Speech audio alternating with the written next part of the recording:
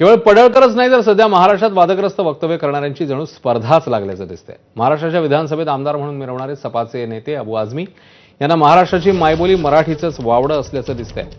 भिवंडी कल्याण रस्त्याच्या रुंदीकरणाच्या वादावर आझमींनी प्रतिक्रिया दिली, पण असं करताना त्यांनी विनाकारण मराठी हिंदी वादाला पुन्हा एकदा फोडणी दिली। आझमींनी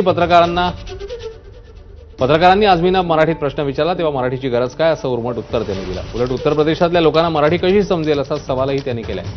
यावर मनसेने आझमींना आपल्या स्टाईलने उत्तर देण्याचा इशारा दिला तर भाजपनेही आझमींवर हल्लाबोल केला।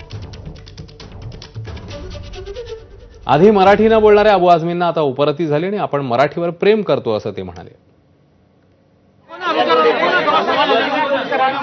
मराठी हिंदी में फर्क क्या है?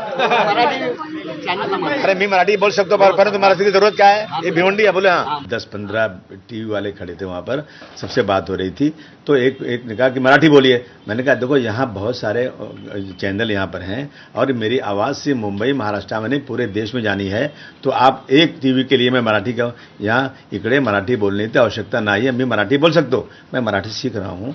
और ये जो है ना वावेला करने वाले लोग जो है ना ये सिर्फ राजनीतिक रोटी सेक रहे हैं। हमारे टीचर हैं वो रोजाना मुझे ऑनलाइन सिखाते हैं और मैंने अपने स्टाफ से जो लड़के मराठी जानते हैं उनसे कहा तुम लोग मुझसे मराठी में बात किया करो। बोलते आप देखिए ना ये सीख रहा हूँ, ये मैं किसी के डर से कर रहा हूँ क्या?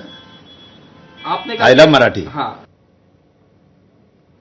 तर अबू आझमींच्या मराठी न बोलण्यावर भाजप आणि मनसेच्या नेत्यांनी सडकून टीका केली आहे। मराठी महाराष्ट्रात तर बोललंच पाहिजे।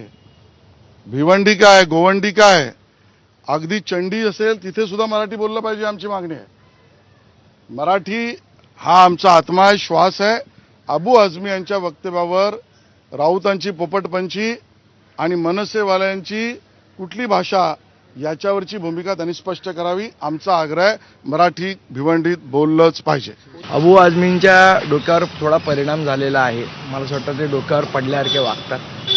तर काहीतरी आता कसं आहे चर्चेत नाही आहे, समाजवादी पक्ष कोण विचारत नाही, चर्चेत येण्यासाठी अशी वक्तव्य करत असतात। त्यांच्याकडे फार आपण लक्ष देण्याची गरज असं मला वाटत नाही। क्लीनर